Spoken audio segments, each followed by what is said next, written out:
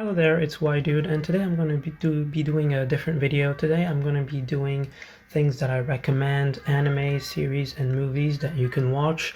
And I will not be giving away anything too important. I'll be giving away some world building information, and I won't be giving away anything you don't find out within the first episode, and try not to spoil that too much. But without further ado, let's get into the video. First, I'll start with animes, and the first thing I recommend would be Grimguard of Fantasy and Ash. This is an isekai anime, and if you don't know what that is, it is an anime where the characters get transported into another world. The difference between this anime and the usual isekai anime is that in Grimguard, the main characters don't actually remember anything from their memories, don't have any memories at all, which does give a different element to it. They don't know anything really. They are kind of newborns in this world and don't really have any recollection of their own worlds, their old world. Sometimes you do see them exhibit some kind of tics, like saying, "Where's my phone?" and some things like that, where even they don't know what they're talking about. It is a very beautiful anime. The animation is off the chart, and it is not as popular as I would like it to be, because I think it is a really fantastic and well done anime, and I think more people should watch it. The second anime was Wakfu. Wakfu is not a traditional anime. It is French made, and it's been made since 2007, but the recent season has come out in 2017, if I'm not wrong. It is a kid's story, but it does have very deep themes, especially if you do watch a short clip called Noxamillion the Watchmaker. It really puts a lot of things into perspective, and the villains of that series are villains that you can easily empathize with. The third series is Mogi the Labyrinth of Magic, which has also a second season called Mogi the Kingdom of Magic. It is a series about a boy who has special powers, and he has something called a vessel, which is something that holds a djinn. People have to defeat certain towers to be able to get a djinn, and if they get a djinn, they can become a king. This anime does deal a lot with class, and in a way that you might not expect. I especially like the second season, The Kingdom of Magic, because it does deal with a fantasy aspect that I thought not a lot of fantasy series or movies touched upon, and I would very much recommend it. Akame ga Kill is your pretty standard anime. I did put it on here because I do think it is good and it does warrant a watch, but I don't want to say anything about it because saying something about it would be spoiling it. Parasite the Maxim is a science fiction anime. It is very psychological and does deal with some very ethical issues. It does get you thinking a lot of the time when watching this anime, and I would really recommend it. If you don't like horror though, I don't think it would be a good watch for you. The Future Diaries is a very weird anime. It is a thriller anime. If also you don't like horror or thriller, I would definitely not recommend it. As well, it does touch upon some very risky topics, so trigger warning, I guess. But otherwise, I would really recommend it, and the end is a trip. Deadman Wonderland is an anime that basically a boy is framed for a murder and sent to a prison called Deadman Wonderland. In this prison, prisoners are paraded around, made to play games that will kill them in front of thousands of people, and the prison makes money off that. It does deal with the it does deal with that as an ethical issues, but there is an underlying, I guess, there is an underlying issue in the prison where some of the prisoners have special powers and they are made to fight each other for some mystery people that we don't find out about in the anime, and I'm not sure if we find about them in the manga.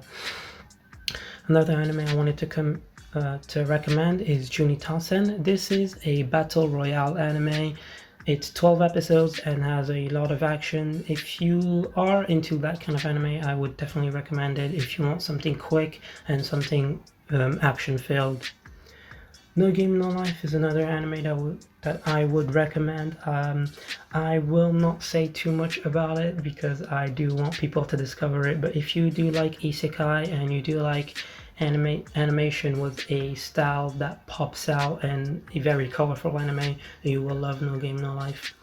Getting on to the series, I would recommend The Magicians. It is probably my favorite series of all time right now.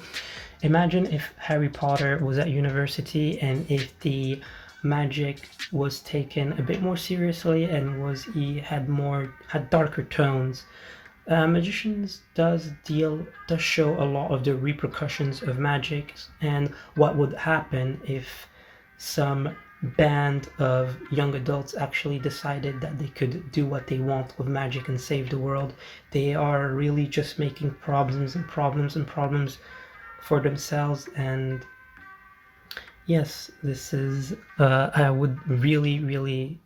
really recommend this series. On to the next, I recommend Goblin, the Great and Lonely God. This is a Korean drama, and it is very much a romantic drama. Not really historical, but we do see there are a lot of flashback into the Joseon era, and I just really recommend it if you want to get into foreign series or if you like romance stuff. Black is another Korean drama, but that one is a bit darker. It deals with a Grim Reaper possessing a man and having to solve crimes, basically. And yeah, I thought it was really entertaining, but the ending did kind of disappoint me. So watch it, but with a grain of salt. The Last Man on Earth is basically what our situation would have been if no one quarantined, and I really recommend it, especially during this time. It is a pretty funny show.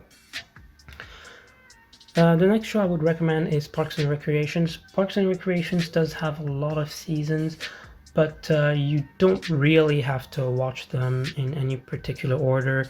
The show itself, the episodes are funny enough on their own, and I would recommend it if you are sick of shows like The Big Bang Theory and How I Met Your Mother and that. Love, Death, Robots is pretty much Black Mirror, but with shorter episodes. The episodes they last about 6 to 16 minutes, and they're very entertaining, and they usually have some sort of message within them, so I would really recommend watching that. Black Mirror is a longer form of Love, Death, Robots, and deals with the dangers of technology. All episodes are standalone episodes, and they all last about an hour. Hwarang is another Korean drama, and this one is a period piece, if you would call it a period piece, I'm not sure. But it is set in the past and is very entertaining to watch. I would definitely recommend it, but some of the elements are a bit wacky, I would say, is the word wacky, but yes, I would definitely recommend Hwarang. VGHS is a YouTube series, however, it is completely free. You don't have to get YouTube Premium or anything like that. It is made by the channel Rocket Jump. It was made before YouTube Premium existed, that's why it's free, and it is a very good watch. It is basically someone that gets into a video game high school, and you do see a lot of very interesting moments. So if you want something to watch, and you like video games, you like parodies, I would definitely recommend VGHS. For movies, I would recommend First Love. It is a Japanese movie and it is very entertaining. It has crime, comedy. It's a Yakuza movie, and I won't say anything else about it. I would just say go watch it. It is one of the most hilarious movies I've ever seen. There Will Be Blood is an interesting movie. It is the only Western movie that I actually enjoyed. I usually don't like Westerns, but There Will Be Blood actually kept me entertained. It is about a man who comes into a town and tells them that he will help them, but if he can mine for their oil. And it does deal a lot with themes like greed and false prophets. And yeah, I would definitely recommend that film. 30 Days of Night is a realistic vampire movie. It turns off the romantic spin on vampires, and the vampires in 30 Days of Night are really bloodthirsty, and I think they're just so cool, and I love them being portrayed in that light. And if you want to watch it, if you like horror movies and are getting sick of the romantic vampire archetype, I would definitely recommend 30 Days of Night. Knives Out is like an awesome movie. It kept me on the edge of my seat throughout the entire experience, and I just love that movie. I always thought, is she going to get caught? Is she going to get caught? And yeah, I definitely think it's an experience, and you have to watch that movie. If you love mysteries, detective stuff, you will love that Knives Out. And the last one I'm going to recommend is Asterix and Obelix, Mission Cleopatra. It is a French movie, and it's just a parody comedy. If you're looking for something light, something to make you laugh, I definitely recommend that movie. I'm not sure if you can get it anywhere with subtitles, but if you understand French, I would definitely recommend that movie. And I think that's going to be about it. If you liked any of the movies, tell me in the comments down below. If you disliked anything, tell me in the comments down below and tell me why, and tell me what elements you didn't like, and I'm not sure if I'm going to make a response for this one since there's not really any discussion here, but I might respond to the comments if there are any, of course. And thank you for watching. Please like, subscribe, and share, and have a good day, guys.